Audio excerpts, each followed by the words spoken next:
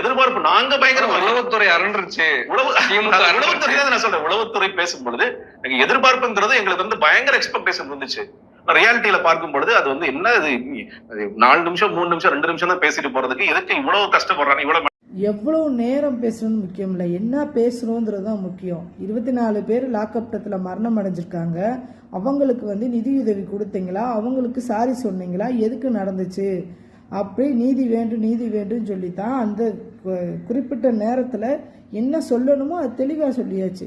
வளர்ந்து மணிக்கணக்கில் பேசுகிறதுக்கு ஒரு 10 பேராக வந்து உட்காந்துருந்தாங்க. பார்த்தீங்கள இவ்வளோ படம் எவ்வளோ திரண்டுருச்சு, அடிக்கிற வெயிலில் பூரா மயக்கம் மட்டும் எத்தனை பெண்களும் எவ்வளோ தூரம் கஷ்டப்பட்டு இருந்தாங்க.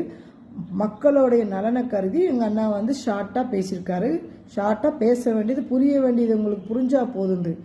எங்களுக்கு புரியறதுலாம் இல்லை, தமிழக வெற்றி கழக தோழர்களுக்கும் பொதுமக்களுக்கும் அவர் சொல்ல வந்தது சொன்னது எல்லாத்துக்கும் புரிஞ்சிருச்சு. இந்த நபர் டிவி சேனலில் பேசுகிற போதே நான் பார்ப்பேன், இதனால் சரியில்லையே, பேசுகிறது சரியில்லையே, நமக்கு சப்போர்ட் பண்ணி பேசலையே. இப்போ எங்கள் லயோலா மணி அவராக இருக்கட்டும், ராஜ்மோகன் அண்ணாவாக இருக்கட்டும், இப்படி வந்து பார்த்தீங்கன்னா கட்சிக்காண்டி உழைக்கிறது நமக்கு நல்லா தெரியும். இவர் வந்து உட்காந்துட்டு எங்கள் கட்சியை யூஸ் பண்ணி பேசுகிறனால தான் இவருக்கு இம்பார்ட்டன்ட் கொடுக்கல. நல்லா தெரிஞ்சுக்க, தமிழக வெற்றி கழகத்தில் இருக்கிற ஒவ்வொருத்தவங்களும் ஒவ்வொரு செயலாளருக்குமே தெரியும், ஒவ்வொரு பதவியில் இருக்கவங்களுக்கும் தெரியும் யார் உழைக்கிறோம் யார் உண்மையாக இருக்கோம்னு சொல்லி. டிவி சேனலில் நியூஸ் எடுத்து பாருங்கள். இவர் பேசுகிறம்போது எதிரில் ஒருத்தவங்க வந்து அகென்ஸ்டாக பேசிகிட்டு இருப்பாங்க, இவர் மௌனம் சாதிச்சு அதுக்கு சப்போர்ட் பண்ணுற மாதிரியே பேசுவார். எனக்கு கூட புரியுது இங்கே உட்காந்து.